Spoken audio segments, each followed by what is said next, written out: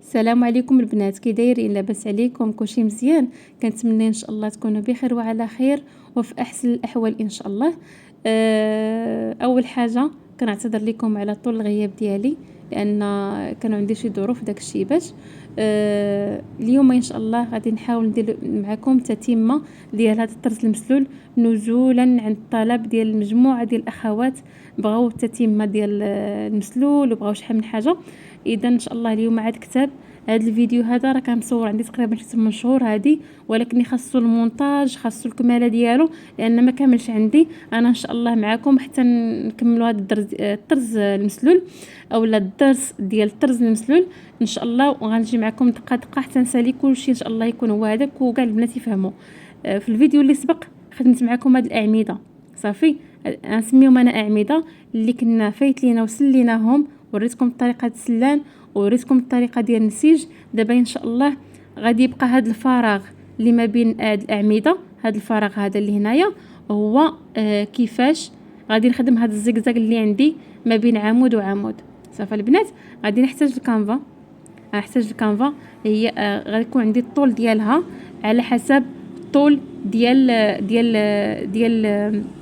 داك النسيج اللي نسجنا، داك اللي سلينا، يعني داك السلان اللي كنا درنا.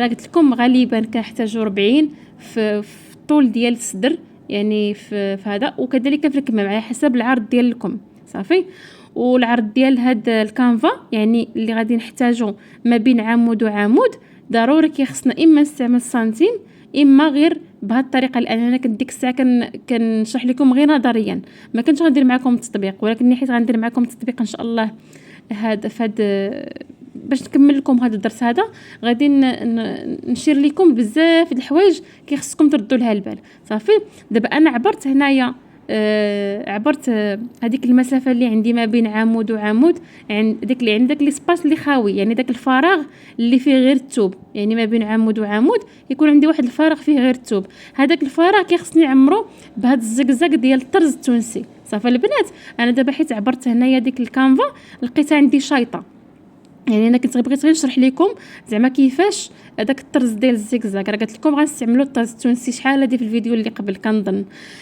مهم كنحتاج هذا العرض هذا هو اللي عندي في هذا العرض اللي ما بين عمود وعمود، يعني انا كنت استعملت 4 الاعمده في الصدر، يعني كل صدر درت فيه 4 الاعمده.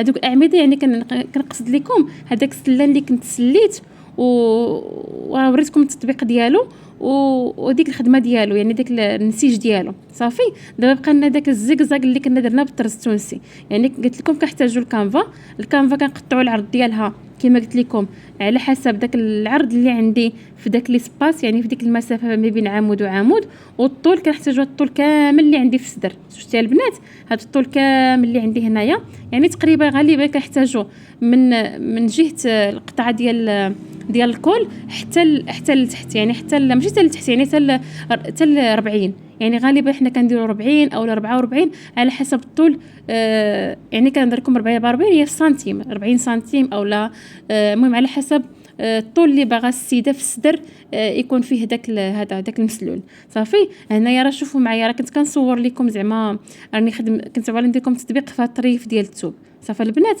انا هنايا راه دوك جوج اعمده راني ديجا زعما خدمتهم باش نقدر نشرح لكم. المهم كنحاول ما امكن دابا نشرح لكم في الجلابه باش تفهموا اكثر، اما هاد الطريف ديال الثوب هو اللي غندير لكم فيه التطبيق ان شاء الله باش تقدروا تفهموا اكثر. يعني انا كنهضر على هاد المسافه اللي عندي ما بين عمود وعمود، هي هادي اللي فيها الزقزاق. صافي، هي هادي اللي فيها الزقزاق في الجلابه الكحله. المهم ان شاء الله كما قلت لكم غادي نختاروا العرض اللي خاصنا في الكانفا والطول ديالها في الاعمده كاملين، يعني ما بين في هذا العمود الاول والثاني والثالث، يعني انا كنت ديك الساعه يعني عندي 3 ديال الفراغات كيخصهم يعمروا بداك الزقزاق. صافي، في هذه البلاصه هذه كنحاولوا ما امكن نركبوا الكانفا ديالي يعني ما نفوتوش داك السلان. كنهضر لكم على الطول طولا، يعني فاش نبغي نركب الكانفا ديالي كيخصنا نردوا البال، ما خصناش نطلعوها بزاف الفوق يعني تفوت السلان ديالنا، وما خصهاش تهبط، لان باش ما تبقى ليش شي مسافه خاويه. صافي البنات. المهم هادشي غادي نقول لكم انا بتفصيل ان شاء الله في الفيديو اللي جاي، غادي نحاول نوريكم بتفصيل ان شاء الله، ربما توصلكم الفكره باش البنات اللي بغاو يستافدوا بغاو يخدموا يزعموا ويخدموا جديد لباتهم ان شاء الله يا ربي. وعلاش لا يخدموا حتى مع الكليان، علاش لا. المهم كيف قلت لكم كيف درنا في هذا الربع ديال الجلابه نديرو في الربع الثاني كذلك ومثال. يعني تركبوا حتى هنايا كنركبوا الكانفا في هذه الفراغات في هذا ليسباس اللي عندي ديال الثوب، يعني ما بين عمود وعمود تما كنا كنركبوا الكانفا. واش لا افكار ما بين ديك الاعمده بجوج، شلا افكار ممكن نديرهم البنات والله العظيم. الا كاينين شي افكار غزالين زعما كيحتاجوا غير التطبيق، ولكن ان شاء الله غادي نحاول نعطيكم حتى افكار اللي بغى هذا زعما اللي بغى يبدل يدير شي حاجه جديده ما كايناش، فكره زوينه، فكره يعني ما كنلقاوهاش بزاف في السوق. يعني هذا الشيء كله ان شاء الله نحاول نعطيه لكم. دعيو معايا غير ان شاء الله تكون عندي الوقت نقدر نصور لكم وما نغبرش عليكم، وان شاء الله بالتشجيعات ديالكم غادي نحاول انني نصور لكم يا ربي ان شاء الله يا ربي ان شاء الله. شوفوا معايا هنايا هاد الطريف ديال الثوب هما اللي قلت لكم ان شاء الله غادي ندير معكم التطبيق في الفيديو ان شاء الله اللي جاي. صافي المهم هادشي هما اللي الحوايج اللي خصنا نردوا لهم البال، يعني الطول ديال الكانفا والعرض ديالها. والصراحه داك الشيء يكون عندنا مضبوط لان احنا ديجا سلينا بطريقه صحيحه.